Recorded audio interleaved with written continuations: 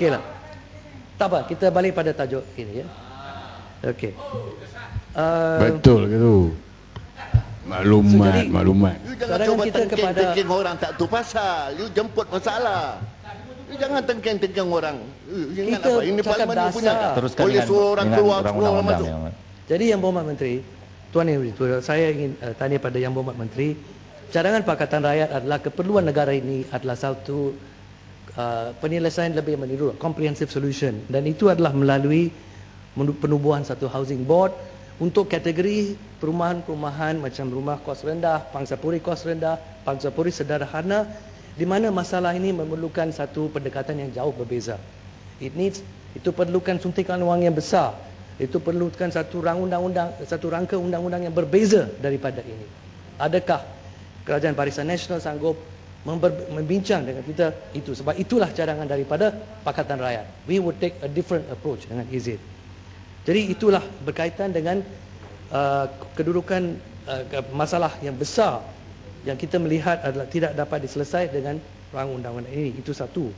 Masalah yang kedua yang kita tidak akan selesai, Tuan Yang Di-Pertua, dengan rang undang-undang ini adalah masalah beratus ribuan ataupun mungkin sejuta lebih lah ya, surat cara hak milik strata yang masih belum dikeluarkan.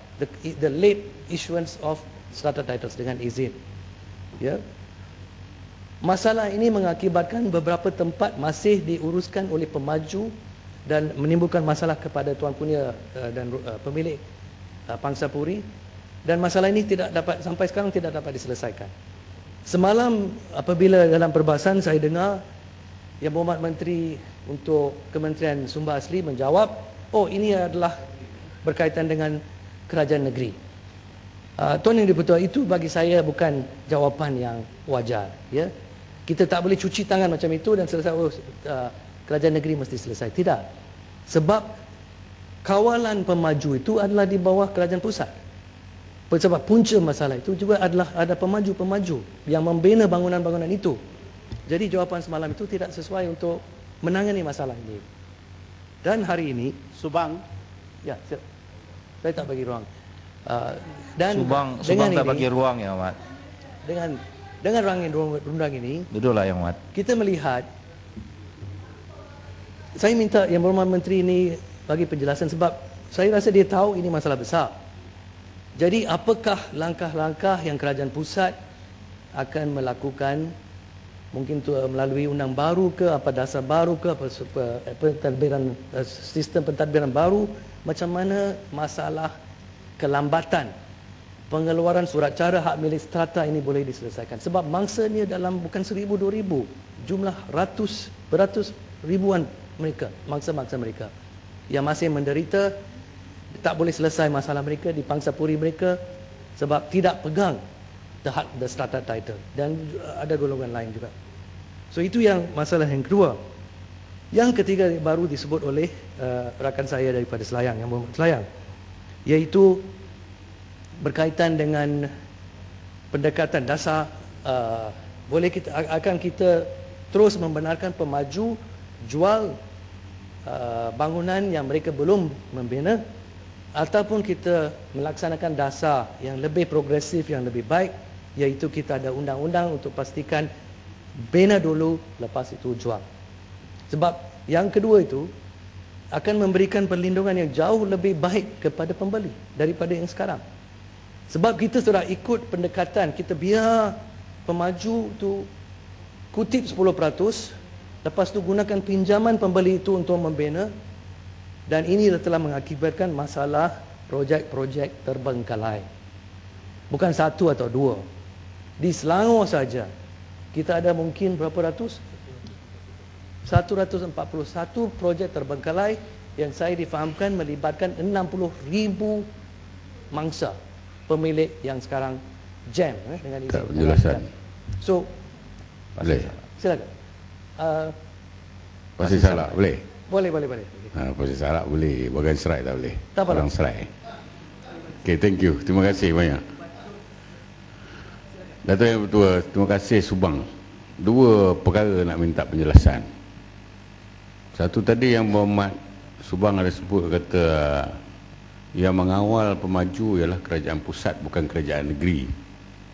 Boleh tolong jelaskan macam mana boleh jadi begitu? Kerana belum habis lagi soalan. Sekejap. Sebagaimana yang kita tahu, kelulusan untuk pemaju buat pembangunan, kelulusan pelan susun atur, pelan binaan dan sebagainya ialah diluluskan oleh kerajaan negeri. Ya tidak? Bukan dia pergi ke Kementerian Perumahan, tak pergi. Dia pergi ke Land Office, Jabat Tanah. Ya, untuk pengetahuan macam mana boleh kata kerajaan pusat pula boleh kawal. Pihak yang meluluskan ialah kerajaan negeri dan juga lokal majlis perbandaran ataupun dewan local council dan sebagainya at the state level. So the control is, dengan izin, is by the state, in my opinion lah. I hope you can explain and dispute me. Thank you. One more thing, Yang Amat Datuk Petua,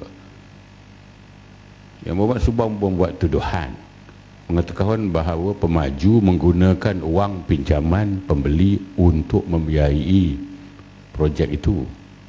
Ini tak betul, Yang Muhammad. Sebab pembayaran yang dibuat is on progress basis, progress payment. Maknanya kalau saya sebagai pemaju, saya cuma claim payment atas kerja yang saya buat. Kerja dah siap, tapi on progress basis. Saya tak tuntut pembayaran dan tak boleh dapat pembayaran kalau saya tak buat kerja lagi. Tahu dia punya apa maksud yang saya cakap tu. Jadi itu satu tuduhan yang tidak baik kepada pemaju. Tolong betulkan. Terima kasih. Terima kasih Pak Sri Salah atas dua-dua soalan tu. Boleh saya tanya, Pak Sri Salah bukan pemaju? Tidak buat apa-apa pemajuan? Saya tidak maju, tapi saya memajukan. Ya, okey. Memajukan soalan. Sebab seolah-olah saya, apalah, kita boleh membela golongan pemaju, saya tak ada masalah itu. Ya. Tapi okey, saya jelaskan tadi. Apa saya maksudkan bila kita kata kawalan, ini kawalan. Kawalan pemaju adalah dalam tangan kerajaan pusat. Sebab proses kelulusan projek itu lain. Itu kelulusan plan bangunan memang itu dalam PBT. Ada akhirnya di bawah State Planning Appeals Board dan sebagainya. Maksud saya adalah siapa boleh saman pemaju itu, dakwa di mahkamah kalau dia langgar, ya. Itu dari segi pengeluaran lesen pemajuan itu semua dalam tangan pusat. Itulah beza dia. Inilah yang maksud saya, ya. Dan kita nampak di banyak tempat di mana surat cara hak milik strata ini tidak dikeluarkan, kawalan itu balik kepada kawalan dari tingkah laku pemaju itu adalah dalam tangan kerajaan pusat, ya. Saya rasa itu jelas lah, ya. Tapi saya tidak menafikan proses pembangunan itu, memanglah itu kelulusan itu dalam kerajaan negeri, tapi itu bukan poin saya, ya. Yang kedua itu tentang pinjaman, kan, bayaran untuk maksud saya tadi, kalau sistem sekarang yang masih digunakan yang telah mengakibatkan banyak masalah projek terbengkalai ialah ini. Pemaju kutip 10% dulu. Lepas itu memang dia tuntut daripada progress payment, betul, yang telah diluluskan oleh arkitek, betul. Tapi duit itu datang daripada mana? Daripada pinjaman yang dibuat daripada bank atau pembayaran cash daripada pembeli. Itu maksud saya, ya. Sistem ini kita tak boleh menafikan telah mengakibatkan banyak masalah. Ternyata pergi ke seluruh negara kita boleh melihat ratusan projek terbengkalai. Jadi ini yang kita minta. Sistem ini mesti dikaji semula. Ya, kita tak boleh teruskan sistem ini sebab masalah mangsa dia adalah majoritinya adalah golongan yang berpendapatan rendah. Majoriti daripada 60,000 unit dalam projek terbengkalai di khususnya Selangor adalah pembeli rumah kos rendah. So, kalau kita adalah pemerintah yang bertanggungjawab, kita mesti fikirkan masalah ini lebih mendalam. Kita mesti ada satu penyelesaian. Itu persoalan saya. Apakah penyelesaian? Saya tidak boleh nampak. Bahas sikit. Boleh bahas sikit. Sudah bagi tuan yang diputus sudah bagi nak signal. bagi Nak habis. Boleh bahas sikit je. bahas. Yang Dipertua yang sudah bagi tekanan untuk habis. Sikit saja nak betul kan? Okey. 30 saat boleh? Boleh. Okay. Ya, Yang Berhormat Subang, Datuk Yang Dipertua, kita kena melihat isu ini dalam konteks yang lebih luas.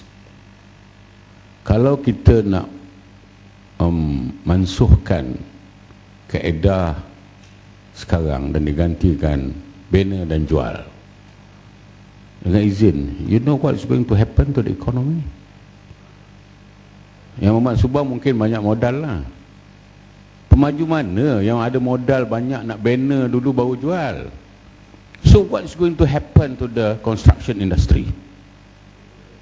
Apabila industri pembinaan terjejas, ekonomi negara terjejas.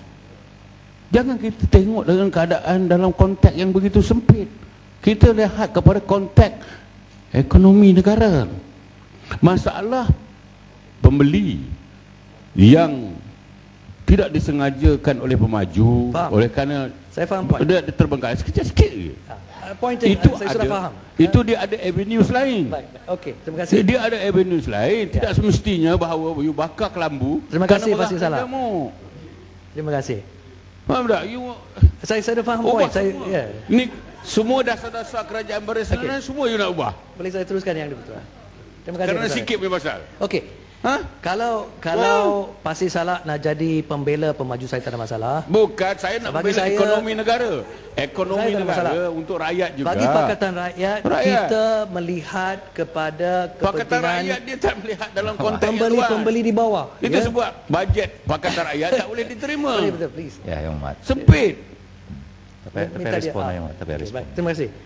Bagi Pakatan Rakyat, kita lebih suka melihat kepada kepentingan ratusan ribuan pembeli di bawah yang jadi mangsa. Kita nak jaga mereka.